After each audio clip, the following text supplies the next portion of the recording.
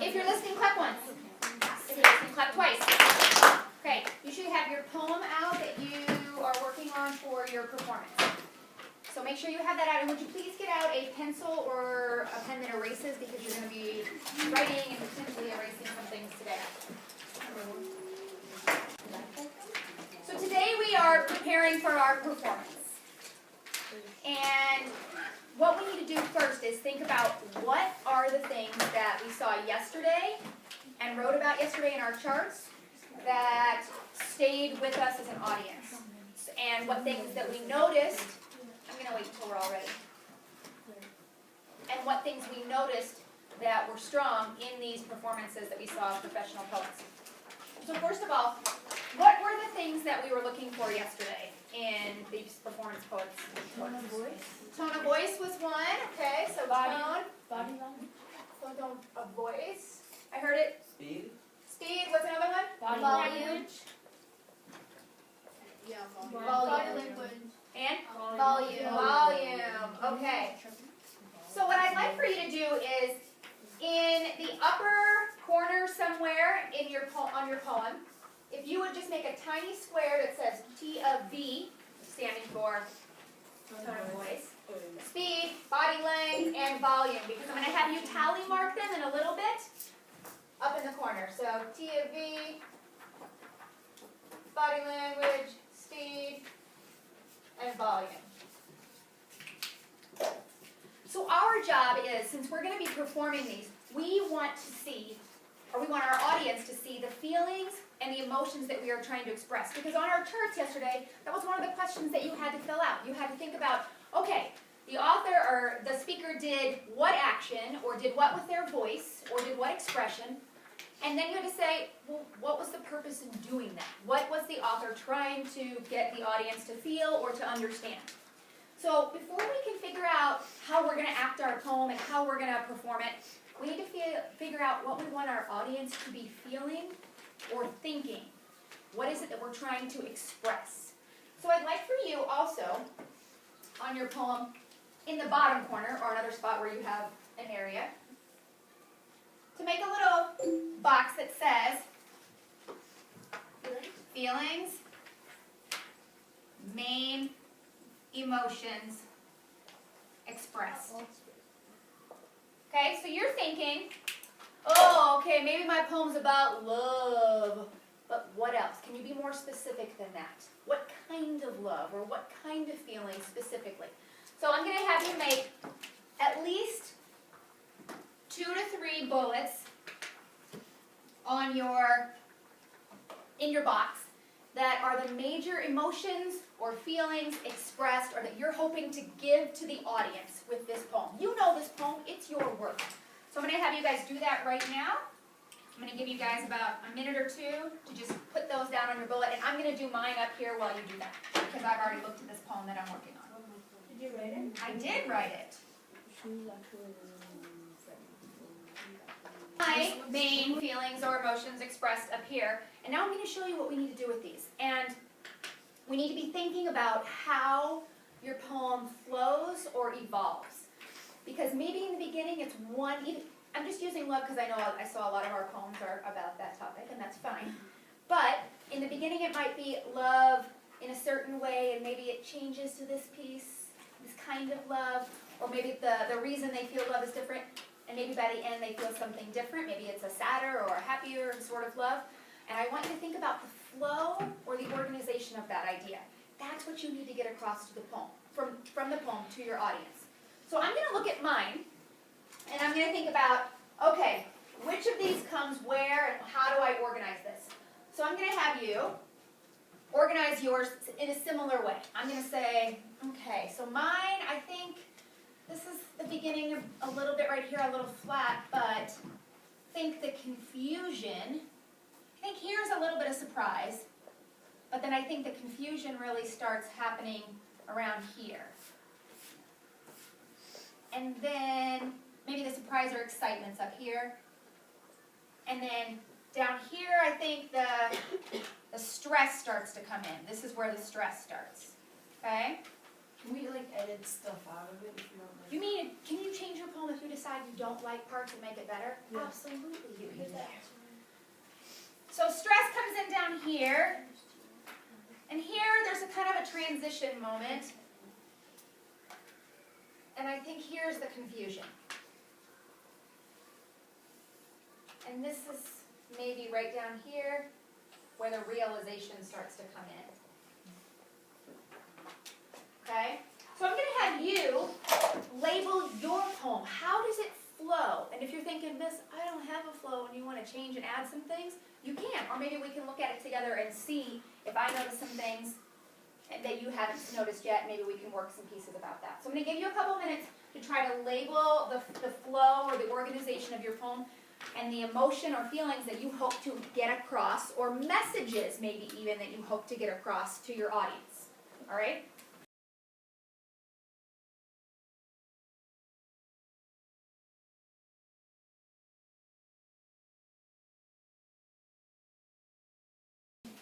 Okay, let's come back together here. So before we start planning our tone of voice, our body language, our speed, our volume, I'm going to have you practice by reading it out loud, and we're all going to do it together. And the reason I'm going to have you do that before we plan things is sometimes, and maybe you have experienced this, sometimes when you read it, things just come out naturally, okay? And if it doesn't, then we're going to plan. And even if it does, we're going to plan and check. So the first thing that we're going to do is we're going to have everybody hold their poem in just a minute. And we're all going to read it together so nobody's listening and watching each other. We're all going to read it at the same time, and we're all going to face out along the classroom. Okay?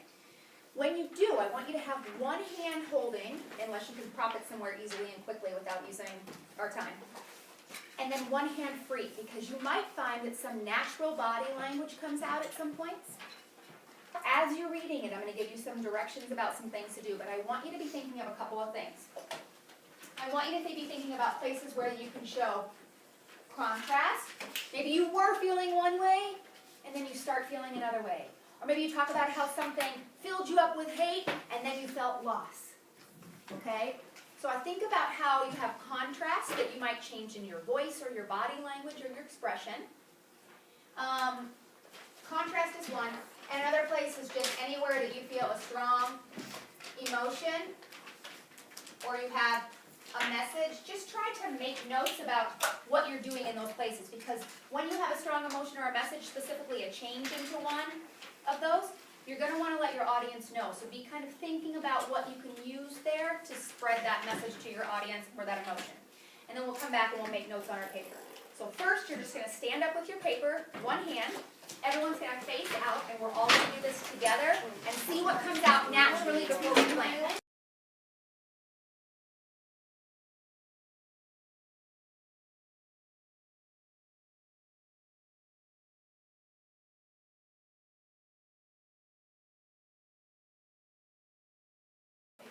We're going to try this another round, because I'm seeing that some of us are doing some things, and I know this is your first round, so like a poem, we're going to have to read it many times and practice it many times. But some of us have what I call a bad case of Barney arms. Do you guys know who Barney is? The purple dinosaur? Yes. Hello, boys and girls. Okay? Your arms are stuck right here. And I see a lot of us doing things like, I see your backs, so I see this. Okay? So, and I know that's because when we feel nervous, we want to stay like in here, right? We don't want to come out here. We're afraid of doing things like this and being expressive. But think about the actions that you saw in the professionals. Did they have Barney arms usually? No. No, okay? It doesn't mean your whole poem has to be like this. That might be distracting. But I don't want you to be afraid of pointing something out and doing, instead of this, doing this.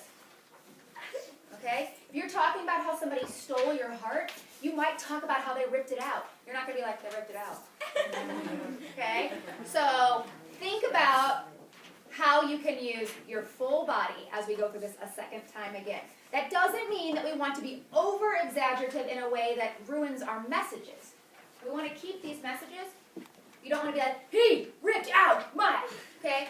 But you can do one motion that is stronger than this. Yeah.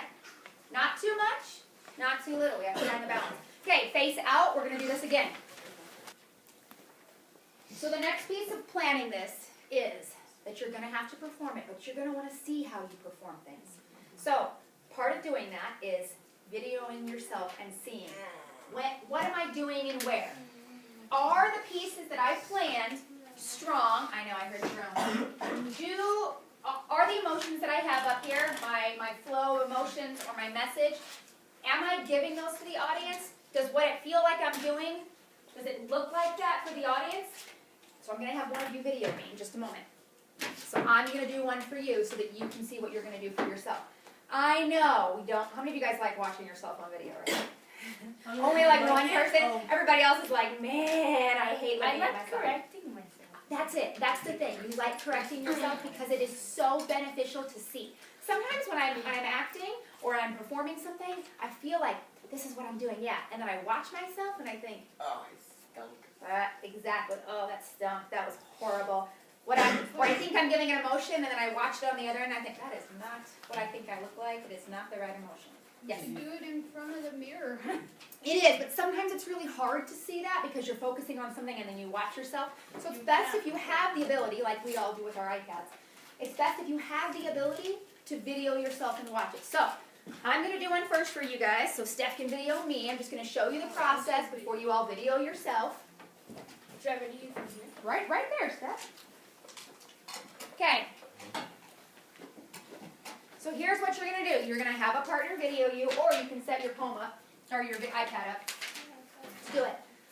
So I'm going to do the one that I have up here, which is indeed my poem, since we're all performing our own poems. Will you perform it too? Yeah, I'm going to do it right now. No, like a mention. No.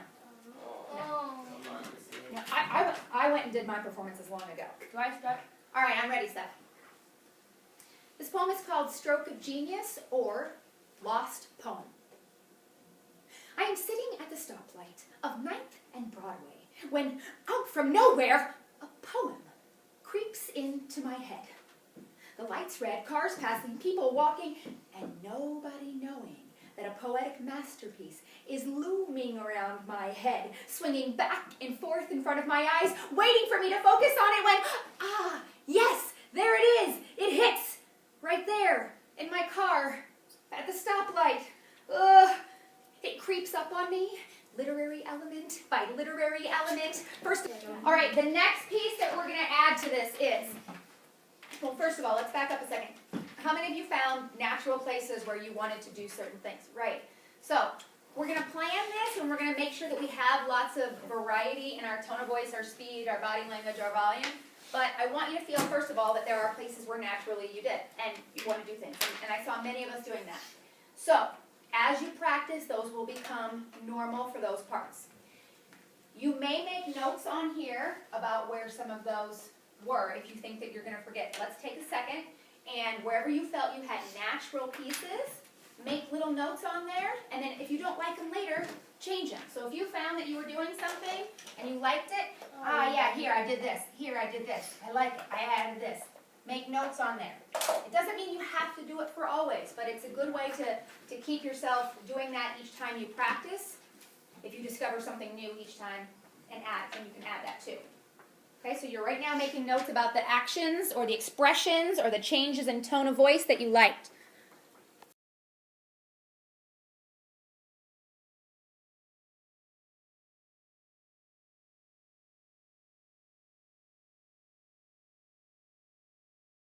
The next piece of planning this is that you're going to have to perform it, but you're going to want to see how you perform things.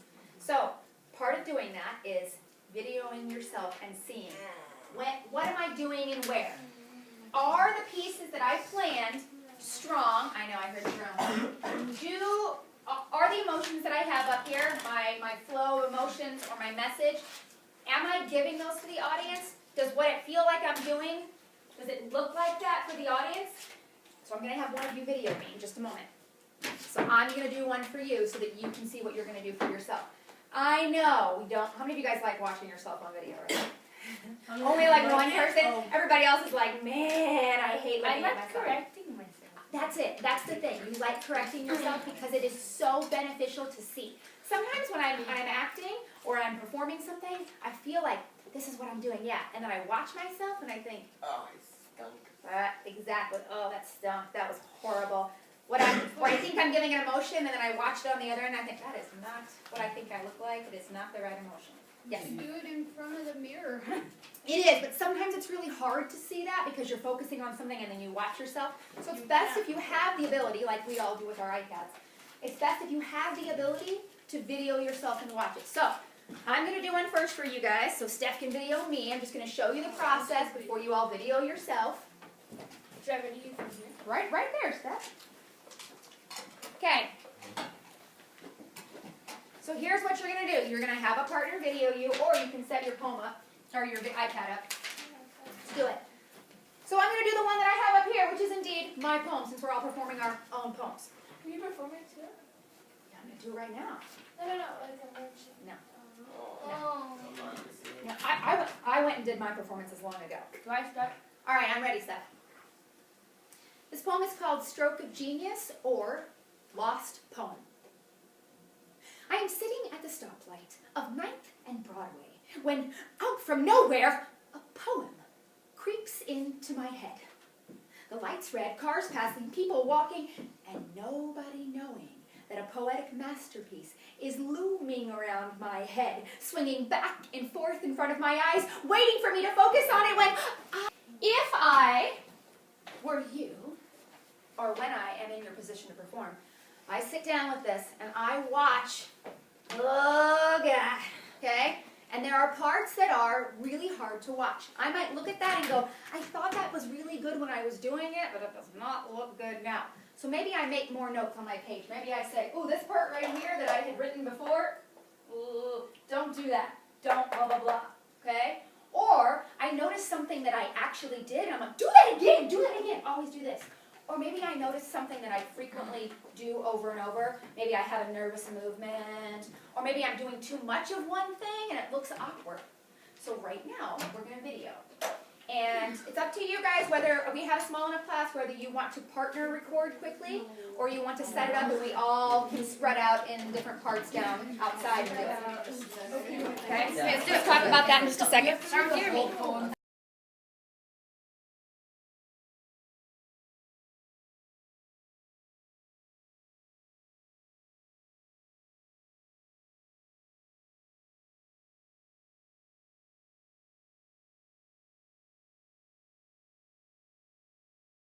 Alright, so now that we have video recorded ourselves, what we need to do is we need to write on it. We need to write all over and say things like, okay, first of all, did I give the audience this emotion or this feeling or this message? Did I do it here? Did I give the same emotion or message that I thought I wanted to hear and here and here? That's what you're going to check for, but you're going to watch this multiple times. You're going to look for it and say, okay, after you checked your emotions or your feelings or your messages, you're going to say, all right here, I noticed this thing just came out of me. I didn't even notice. I did this action and it was awesome, and I'm going to write it in so I don't forget later. And here, I noticed that I paused. All right, I'm going to write that in. And maybe here, I noticed that I did this weird thing with my hands and it looks really bad, and I make a note, don't do that with my hands. Or maybe you notice just things overall. Maybe you look at the end and go, I noticed I'm really not moving my hands very much, and I need to focus on that and find places where I can add that. Or I noticed that when I think that I'm speeding up, as I'm watching it, it doesn't really sound like I'm speeding up, and I make a note, maybe that occurred right here, or maybe it just occurs in various points and I need to check that. So there are a lot of things that you should check. So you also might find if you only saw part of your body from here up, that you need to kind of step back and get maybe waist up, or even full body, because some of us are doing our nervous movements. I noticed some of us were doing that, and that's normal. But I want you to watch it right now, so hopefully you have your headphones, and we're going to watch it and see what the things are that we're doing that we like, that we don't like, and if we're giving the audience the things that we want our poem to express. So take out your headphones, we're going to work on this. All right, so hopefully we have time to watch this more over the weekend. Or the break. But what I'd like for you guys to do is watch it multiple times and make all of your notes. Wait. The last step that you need to do before I see you next is where we made this tone of voice, speedy body, body language tally mark. I would like for you to be tally marking before before you come back, how many times you see these, and so you can see what sort of variety you have. Back up, practice, watch yourself, and tally mark.